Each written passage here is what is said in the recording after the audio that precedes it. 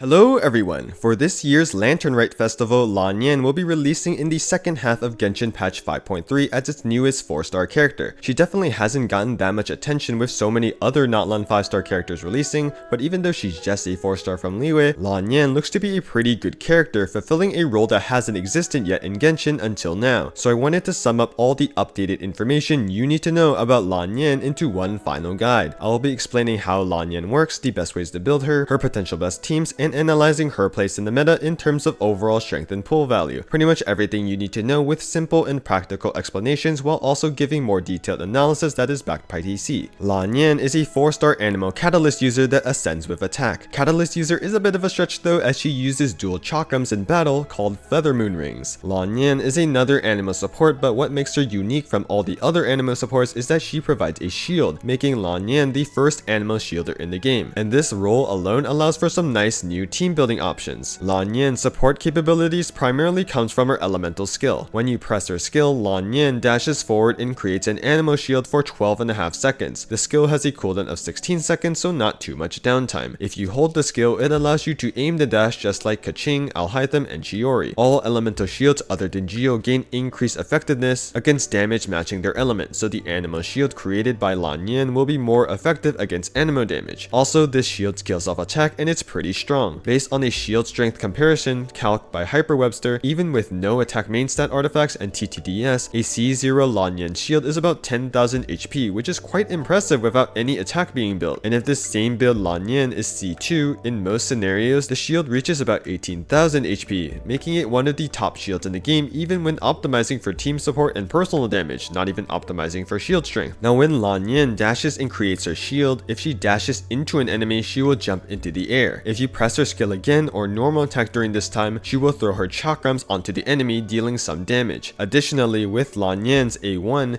if her dash hits an enemy and interacts with Pyro, Hydro, Electro, or Cryo, Lanyan's Animo shield will absorb that element and convert into that elemental shield. Also, her subsequent attack she fires after jumping into the air and throwing her chakrams will additionally deal damage of the corresponding element that was absorbed. So for example, if Lanyan dashed into an enemy affected by Hydro, her Animo shield will turn into a Hydro shield. Then once in the air and she attacks the enemies by throwing her chakrams, she will deal both Animo damage and some additional Hydro damage. Next, Lanyan's elemental burst is straightforward. She spawns a fairly large AoE in front of her that deals damage and pulls enemies in. 60 energy cost, 15-second cooldown. The grouping on the burst isn't that amazing, but it's nice to have. And the burst actually has a pretty high damage multiplier, allowing you to deal some extra damage if you build for it. Lastly, for her remaining passive talents, Lanyan's A4 passive allows her skill and burst to deal increased damage based on her elemental mastery. Makes EM a bit more useful, but in most cases, Lanyan will prefer building normal attack, damage percent, and crit over EM. And lastly, her passive talent is the one that lets you get close to crystal flies, allowing you to better farm for those crystal cores in order to make condensed resin. Now, let's cover Lanyan's constellations, as they can be very important to a 4-star character strength. C1 gives Lanyan's skill an extra damage instance when it undergoes elemental conversion. Honestly, this extra damage isn't very important. C2 is much more interesting. While Lanyan's shield is active and the active character's normal attack deals damage, the shield can heal itself back up 40% of its original HP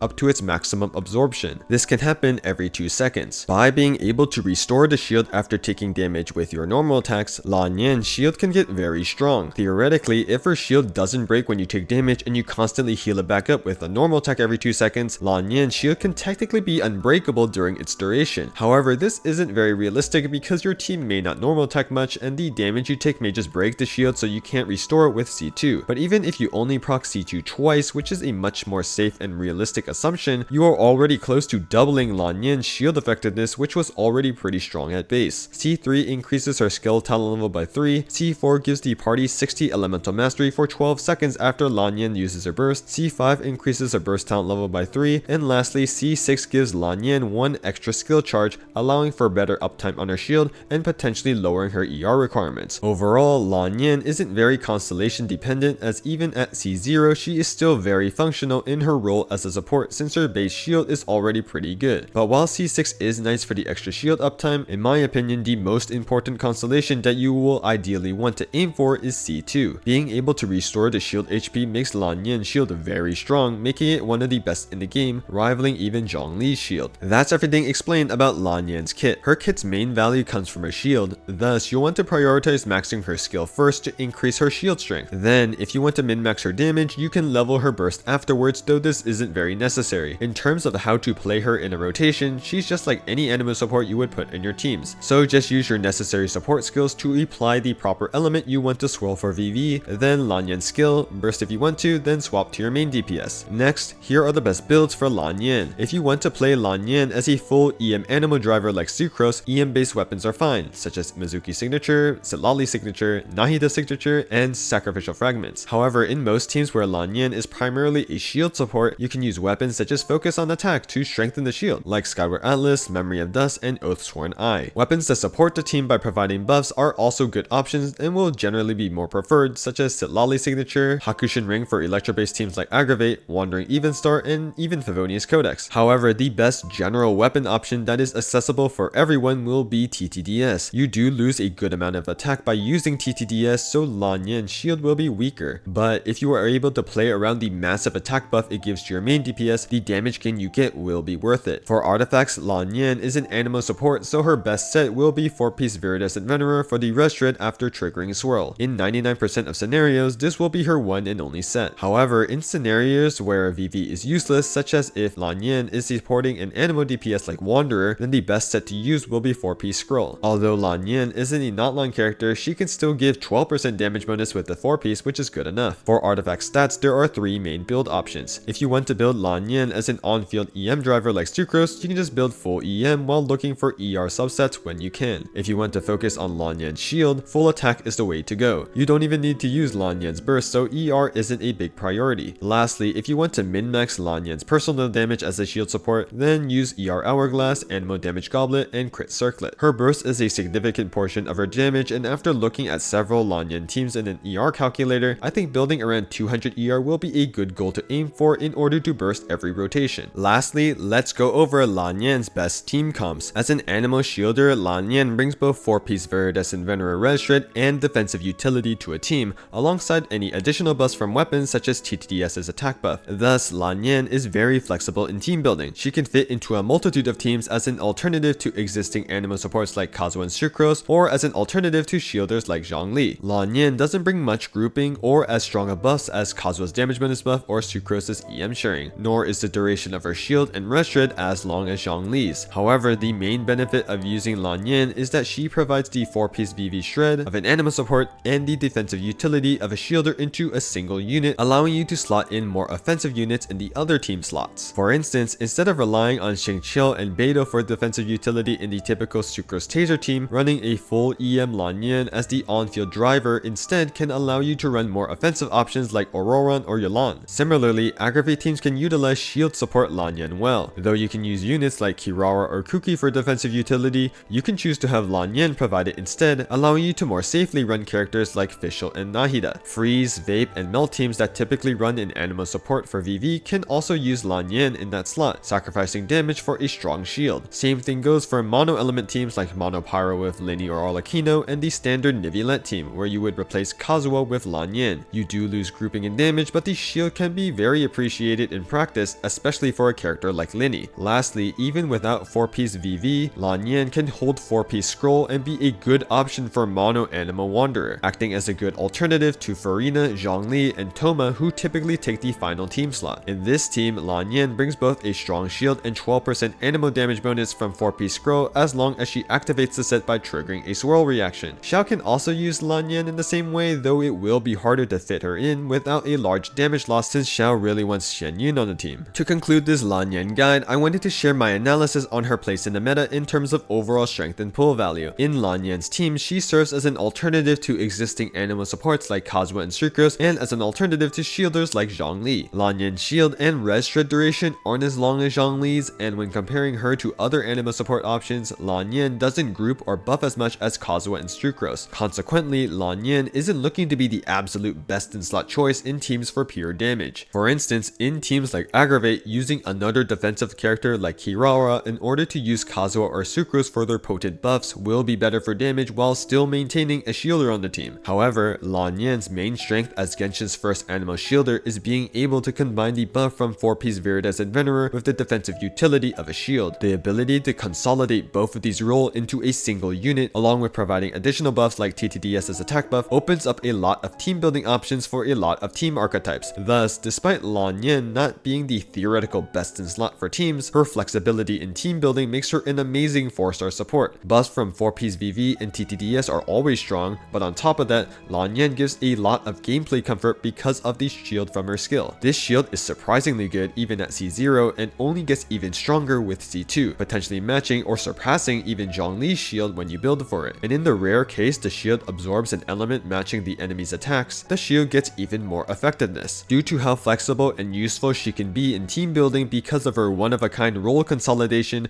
I do think Lanyan is one of the top 4-star characters in Genshin. Lanyan is available to choose for free in this year's Lantern Rite Selector. I wasn't planning on making a dedicated video on who you should choose since it's very dependent on your account, but I will do a very quick and general analysis here on the best character to choose in terms of meta. This 4-star selector can be simplified to 5 characters: Yao Yao, Gaming, Xingqiu and Xingling, and Lanyan. Yao Yao is a decent character to choose if you want a Dendra option for teams like Aggravate, Bloom, and to a lesser extent Hyper Bloom. She's perfectly fine at Z0 as none of her constellations drastically improves her performance. The biggest flaw of Yao Yao in my opinion is that there are plenty of other off-field Dendra characters available that fulfill Yao Yao's role, if not better. Her best specific niche for Dendra teams is typically just Nilou Bloom because of her healing. Gaming is an interesting choice to consider. If you don't care for his plunge playstyle or for another pyro DPS, then you can easily ignore him. But if you do want him as your pyro main DPS, he's surprisingly pretty strong provided you have Shen Yun. He's great for Vape Plunge alongside Farina and Melt Plunge with Sitlali. His gameplay is also more complicated than other characters as you want to time his plunges to ensure they react correctly. Ideally, you do want his C6 as it gives him a significant damage boost. The common sentiment is that Xingqiu and Xingling are the strongest 4-stars available from the list as they are typically considered some of the best characters in the game even when comparing them to 5-stars. And while there is no doubt that they are strong, they actually aren't typically the best choice in a lot of meta teams. If you are a newer player and don't have Xingqiu, he's a very valuable C0 pickup for off-field Hydro application since you're unlikely to have other better units. After that, he really wants to be C6 as a lot of his damage gets buffed with his cons. Ultimately, however, both Farina and Yelan are just better options than C6 Xingqiu in pretty much every single meta team that needs an off-field Hydro sub DPS. Farina and Yelan just provide more damage to a team with their personal damage and buffs. And once you have both, there isn't really a reason to use Xingqiu anymore other than Imaginarium Theater. Xiangling also runs into a similar issue. Everyone gets one copy for free from the Spiral Abyss, so in terms of constellations, Xiangling really wants C4 in order to actually be a strong vape DPS that everyone talks about, or have decent raw pyro damage alongside Bennett. However, building a more recently released C0 5-star main DPS is going to likely outperform Xiangling as a DPS and as an off-field pyro support. While Xiangling's pyro application is necessary for some team comps, Mawika's release has made Xiangling be a generally worse support option in terms of damage and quality of life for a lot of teams. Thus, while Xingqiu and Xiangling have been historically very strong, with the release of units like Farina, Yelan, and Mawika, they are getting replaced in the most optimal meta teams. Lastly, we get back to Lanyan. Just to reiterate, Lanyan is a pretty strong 4-star character as she consolidates both the anima support and shielder roles into one unit, providing a lot of flexibility in team building, and her shielding is actually very strong, especially with C2. Unlike other supports like Xingqiu and Xiangling who have better 5-star alternatives, Lanyan is a one-of-a-kind in her role. If you want an animo shielder on your team, Lanyan is the best option because she's currently the only option we have. Her unique role as an animo shielder makes her a valuable 4-star to pick, combined with the fact that she's a new character. Now, if you don't select Lanyan as your free Lantern Rite 4-star but still want her, or you want some of her constellations like her C2, then you may want to consider pulling on the limited character banners that she's featured in. Even if you're not interested in Arlecchino or Cloran, who are both top tier DPSs, the featured 4-star characters of these banners are actually very good. Alongside Lanyan, you can get Rosaria, who is a decent off-field cryo sub DPS who can be a decent alternative for Sitlali in melt teams. C2 is really all you need to extend her burst duration. But also, Chevreuse is on the banner. Chevreuse Overload teams are very strong team comps for Pyro and Electro DPSs, and all you need is a C0 Chevreuse in order to start playing the teams. And if you manage to get Chevreuse's C6, then these teams start to become some of the top meta teams in the game. So if you are relatively low on your 5-star pity for the limited character banners, I highly suggest thinking about spending some pulls to potentially get some of these strong 4-star characters. And that's everything I wanted to cover about Lanyan. Big thanks to hyperwebster for the shield strength calcs shown in this video. I hope this guide and analysis was helpful to you all in giving you a better understanding of everything related to lanyan. Just clicking and watching the video helps the channel out immensely, and if you want to show even more support, consider liking or sharing the video, or click the subscribe button for more Genshin analysis videos in the future. Leave any questions in the comments, and for all of you planning on wishing, I wish you all the best of luck on your lanyan pools.